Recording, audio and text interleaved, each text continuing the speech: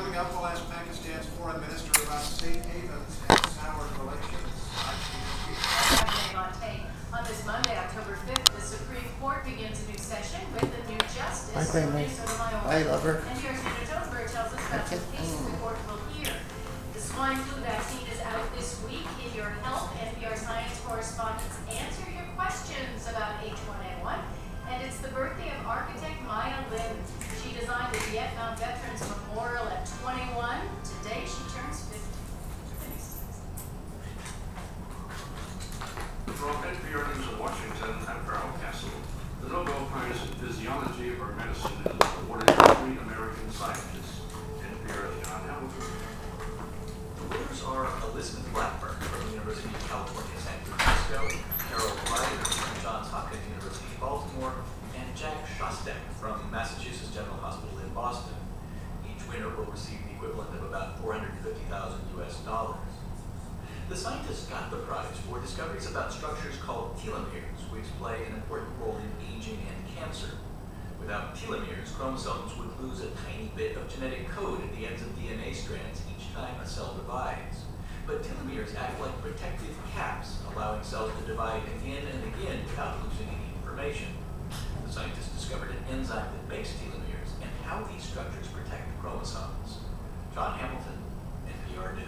At the annual meetings of the International Monetary Fund and World Bank in Istanbul, Treasury Secretary Timothy Geithner joined with other policymakers in pledging to insulate the world's poorest nations from the impact of the global financial crisis and recession. Steve Beckner of Market News International reports from Istanbul. Geithner told the Development Committee, which coordinates IMF World Bank programs for less developed countries, the economic crisis has begun to ease. But he warned there is significant risk that the world's poorest nations will continue to feel the effects of the crisis long after the rest of the world has recovered, saying 90 million more people are headed for extreme poverty. Geithner called it critical that international institutions respond directly to the needs of the most vulnerable. Lending to those nations has been boosted by $100 billion from pre-crisis levels, and the Development Committee considered raising capital to fund more loans. But Geithner said the U.S. must be sure the World Bank and others are making budgetary reforms before agreeing to more resources. For PR News, I'm Steve Beckner in Istanbul. Today is the first Monday in October, meaning that the Supreme Court begins a new term. New on the court is its first Hispanic woman justice, Sonia Sotomayor. One of the high-profile cases expected to dominate the term concerns a challenge to limits on corporation spending in political campaigns. Also on the list of cases is a lawsuit seeking to strike down local handgun bans in the Chicago area. The High Court will also take up challenges to handing out life sentences with no chance of parole to people younger than age 18. Oil prices remain below $69 a barrel in Asian trading today as investors look to third quarter company earnings reports this week for clues to the health of the U.S. economy.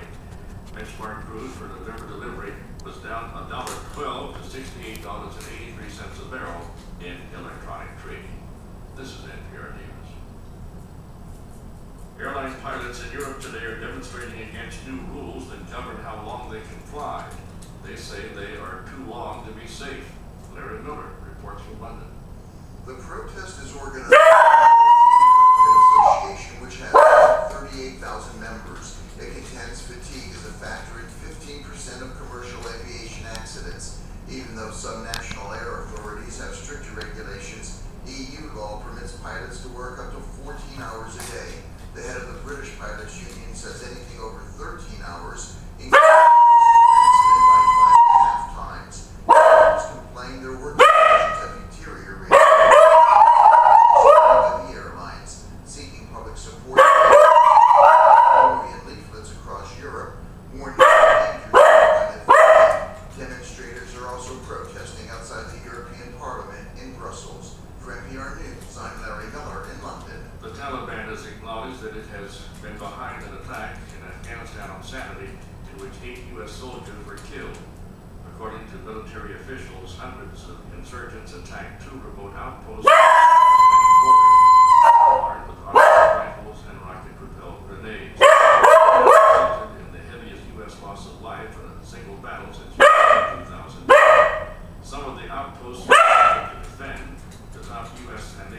commander in Afghanistan, General Stanley McChrystal, is planning to move U.S. troops from those positions into more heavily populated areas as part of his new strategy to focus on protecting Afghan civilians.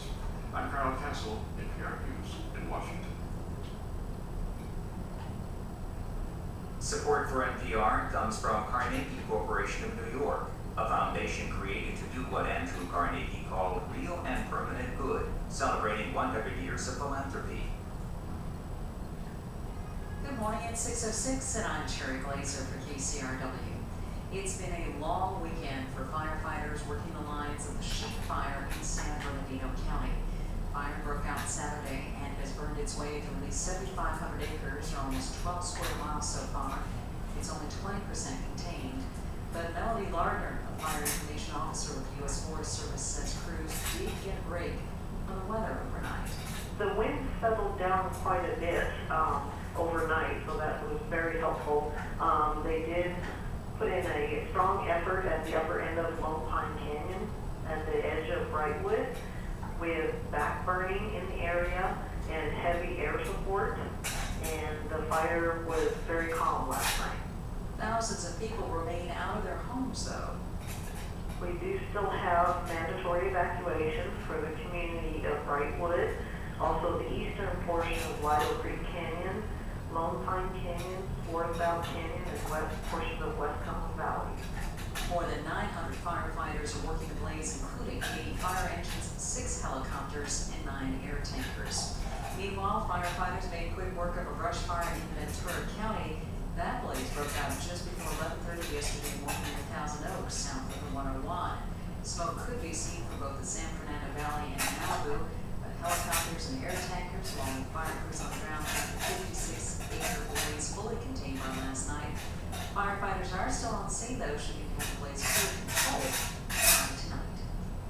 Scientists at USC say an earthquake swarm that's been rattling the eastern Sierra Nevada since Thursday is actually part of a series of quakes that began way back in 1933. KCRW's Eric Roy has more on that story. The current strain started with a 5.1 magnitude earthquake Thursday, waking up people in the small towns of Lone Pine on Highway 95. Numerous smaller quakes were punctuated by a 5.2 magnitude quake Friday evening and a 4.5 shaker early Saturday. Scientists with the Southern California Earthquake Center say this quake boom is part of a series of major events dating from 1933, highlighted by the 5.8 magnitude Ridgecrest earthquake of 1995. The strong aftershocks indicate there's been what's called strikes of activity along the earthquake faults between the Sierra Nevada and the range country that stretches to the east. These faults are blamed for the massive 1872 Lone Pine earthquake, which caused damage as far away as Los Angeles and was as big as the Great San Francisco earthquake of 1906. For KCRW, I'm Eric Roy. And the undead have been livening things up at the box office. Woody Harrelson's horror comedy Zombieland took in $25 million in ticket sales this weekend, making it the #1 movie in the country. Cloudy, with a Chance of Meatballs, slipped to second place, taking in another $16.7 million, while a double feature reissue of Toy Story and Toy Story 2 in 3D came in third with 12.5. And that's KCRW News. Take a look now at traffic. A little while to go yet on this SIG alert in downtown Los Angeles, North 5 before Broadway. 2 left lanes have been reopened, but all other lanes remain blocked due to an earlier accident involving an overturned big rig. Apparently, part of the problem is we've got a bunch of glass in the roadway. In the meantime, SIG alert in Irwindale, westbound 210 connector, the southbound 605 that remains shut down due to an earlier fuel spill. Traffic heavy coming away from 57.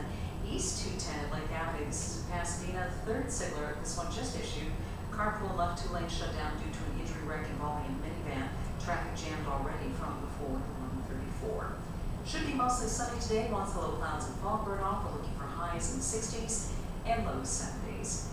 You're listening to 89.9 KCRW. It's 610.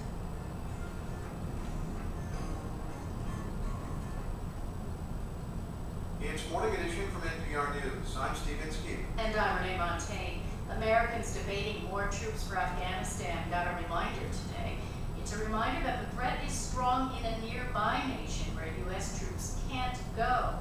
A bomb killed several people in the capital of Pakistan and struck an office of the World Food Program. The U.S. depends on Pakistan to fight off its own insurgents.